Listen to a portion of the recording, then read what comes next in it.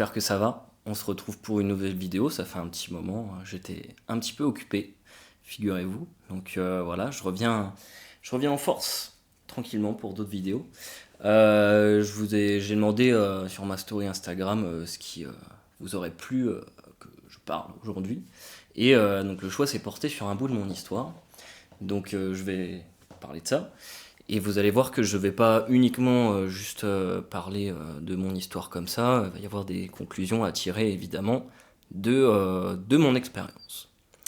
Alors, petite mise en contexte, déjà, dans un premier temps, donc petit bond dans le passé. On se retrouve en 2022, voilà, dans printemps 2022. Je vais vous parler donc de comment j'ai finalement traversé la période la plus compliquée de ma vie, honnêtement, sans trop de débat. Comment je l'ai traversé et qu'est-ce que j'en ai tiré derrière. Donc, comme je l'ai dit, petit bond dans le passé, 2022. Donc, à cette époque-là, je fréquentais une personne et j'étais donc très amoureux, honnêtement, en toute honnêteté. Et deux événements très proches se sont passés en même temps. Donc il faut savoir que j'ai un de mes meilleurs amis aussi qui est décédé en 2021 et je n'avais pas pu me rendre à ses funérailles, je n'ai rien pu faire derrière, j'ai très mal fait mon deuil d'ailleurs à cause d'une autre histoire que j'ai pas envie d'évoquer aujourd'hui forcément. Bref, je vis cette période, précisément le mois de mai, enfin le mois d'avril, où je devais me rendre sur la tombe de mon ami pour la première fois, donc le 1er mai 2022. Et il faut savoir qu'en même temps, donc pendant ce jour fatidique, j'ai envie de dire, la personne que je fréquentais me dit c'est fini, voilà, elle n'est pas prête pour une relation. Donc voilà, 2 coups de massue d'un coup, moi qui commence réellement mon deuil et qui dois en entamer un nouveau, également d'un point de vue relationnel. Donc je vais pas mentir, c'était pas la joie. Je me rappelle très bien le lendemain, le 2 mai, je vais à la salle d'ailleurs et je tape deux records sur le deadlift et le Zercher aussi. Des barres que j'avais jamais soulevées. Full tristesse, on pourrait dire, full émotion. Donc je m'en souviens très bien. Donc honnêtement, à partir de là, c'est enchaîné une période très compliquée, honnêtement, selon moi, ma période la plus difficile, qui a duré quand même un an, presque un an et demi, voilà, puisque ça s'est fini en octobre 2023, donc de mai 2022 à octobre 2023, ça fait un petit moment quand même. Donc voilà, cette période très complexe quand même, avec beaucoup de questions qui fusaient dans ma tête. Honnêtement, c'était pas la joie du réveil au coucher. Je me réveillais triste, je me couchais triste aussi, et ma journée était ponctuée d'émotions très négatives, voilà, qui se ressassaient ou autres. Et je pense que vous l'avez peut-être vécu aussi. C'est marrant parce que l'être humain a une propension à aller vers la tristesse, par exemple avec la musique. Voilà, donc là ma playlist c'était essentiellement des musiques qui me procuraient davantage de tristesse. C'est paradoxal hein, dans une situation comme ça, mais en même temps c'est un phénomène en psychologie, je pense. Il y a un certain refuge dans la tristesse, un refuge assez simple.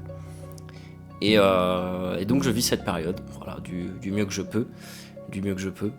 Je tombe d'ailleurs addict pendant cette période, donc là on est plutôt sur la période de 2023, donc de juin à octobre-novembre environ, où je tombe pas donc addict à quelque chose de commun, je tombe addict au sport directement.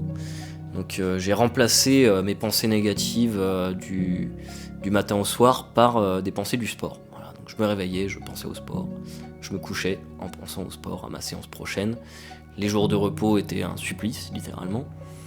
Et donc je m'en suis rendu compte après que j'avais vécu une phase d'addiction, littéralement, à ma discipline à l'époque.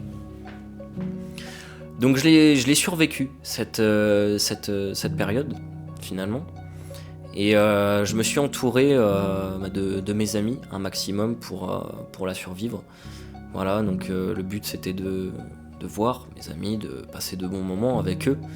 Évidemment, ces moments n'étaient pas faux. Je sais que on peut avoir parfois une sorte de sentiment d'imposteur, se dire bah je ne vais pas bien dans ma vie au quotidien. Et d'un coup avec mes amis, j'oublie un peu ce quotidien et j'en profite pour rigoler ou autre. Et on pourrait presque se sentir peu légitime de vivre une phase de bonheur alors qu'on sait que c'est très éphémère dans cette période. Moi je trouve que c'est le contraire, honnêtement. Il faut profiter de ces moments à fond. Il faut se dire ok, je relâche un peu et oui j'ai le droit de m'amuser avec les personnes que j'aime. Donc c'est pas forcément les amis, ça peut être la famille pour certains, ça peut être un compagnon ou autre, n'importe quoi. Ça peut être aussi du plaisir dans d'autres choses, dans, je sais pas, par exemple les jeux vidéo, le sport aussi. Mais bien sûr, il faut conscientiser que il est d'une part éphémère, ce bonheur, et il ne faut surtout pas l'encenser de manière très quotidienne et en devenir finalement addict comme j'ai pu le devenir avec le sport, puisque c'est juste une compensation de la tristesse, c'est pas un réel progrès vis-à-vis d'elle. Il n'y a pas de bénéfice à tirer sur le long terme, et même il y a des choses à re-regarder derrière, à retravailler. Donc voilà, cette période je l'ai vécue honnêtement, et j'en porte les cicatrices comme on dit, et j'en ai beaucoup appris vis-à-vis de ça, vis-à-vis de moi, de mes réactions face à la tristesse ou autre. Je l'ai accepté totalement d'avoir vécu, je la porte dans mon dos comme j'ai pu l'évoquer dans une vidéo précédente. Et moi ce que je voudrais dire avec cette vidéo, c'est pas vous faire une liste de tips de comment survivre à sa période la plus compliquée. Honnêtement, ça n'existe pas dans un premier temps, et surtout on n'est pas prêt pour la prochaine période la plus difficile. On sera jamais prêt, même avec une certaine... même en ayant vécu certaines choses, moi-même y compris, je me garde cette ouverture d'esprit de me dire non mais si ça se trouve dans 15-20 ans je vais revivre une période encore plus compliquée. Est-ce que je saurais y faire face aussi bien que ma mentalité actuelle? Sans doute pas, honnêtement sans doute pas, puisqu'on n'est jamais prêt, pour le futur. Surtout d'un point de vue psychologique. Et donc voilà, j'ai pas envie de vous faire une liste de tips comme ça, c'est pas pertinent, honnêtement. Moi ce que j'ai envie de dire, c'est plutôt vous donner un message d'espoir, voilà, de dire que tout vient à point finalement, et je le répète souvent, qu'avec du temps, les choses passent, il y a d'autres choses qui viennent derrière, d'autres choses qui passent encore. Il faut croire en soi, absolument. On a tous une sacrée force intérieure, et il faut savoir se recentrer sur les bonnes choses à côté. Moi, typiquement, ça a été de me recentrer sur mes amis. À côté, c'est ce qui m'a fait tenir, honnêtement. Et il faut juste trouver le bon équilibre avec ça, trouver la chose qui va nous animer pour continuer avec la suite. Mais c'est possible, dans tous les cas. Et si toi qui vas voir cette vidéo, tu traverses peut-être une période difficile où tu l'as traversée, je t'invite à trouver finalement cette chose auquel on peut se raccrocher, ou même ces choses. Il ne faut pas se contenter d'une seule, bien sûr. Mais en se raccrochant à ça, et avec du temps, tout finira par passer, finalement. Voilà, moi, c'est ma période la plus compliquée, je l'ai vécue pendant presque 1 an et demi. C'est pas mal, quand même, c'est assez long, 1 an et demi, avec des sacrés bas. Voilà. Des hauts aussi, comme je l'ai dit, pendant ces périodes de bonheur mérité. Voilà, très mérité, ces moments de joie. Et donc voilà, gardez espoir, honnêtement, dans vos périodes plus ou moins compliquées. Et au bout d'un moment, on obtient un peu cette vision de peut-être que je serai encore très triste à l'avenir, mais je sais que ça se résoudra avec du temps. Avec du temps, on a une sacrée force en nous, alors autant en profiter. Et surtout, ne pas hésiter à se faire aider. Que ce soit par un professionnel, que ce soit juste parler avec des gens, avec les gens qu'on aime. parler avec soi-même aussi, honnêtement, se faire des réflexions avec soi. Moi, c'est comme ça que je travaille, honnêtement, beaucoup. Et ça fonctionne. Donc autant trouver la méthode qui fonctionne pour soi. Il n'y en a pas une universelle. Mais la seule chose universelle, honnêtement, c'est le temps. Voilà.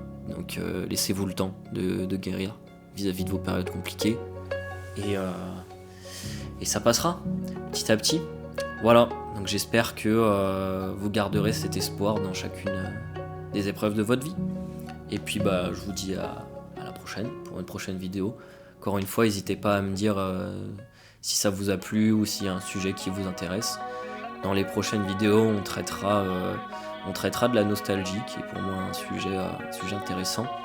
Mais aussi le fait de se poser beaucoup de questions. Comment pallier un peu à ça. Voilà, donc je vous dis à la prochaine. Bisous la team.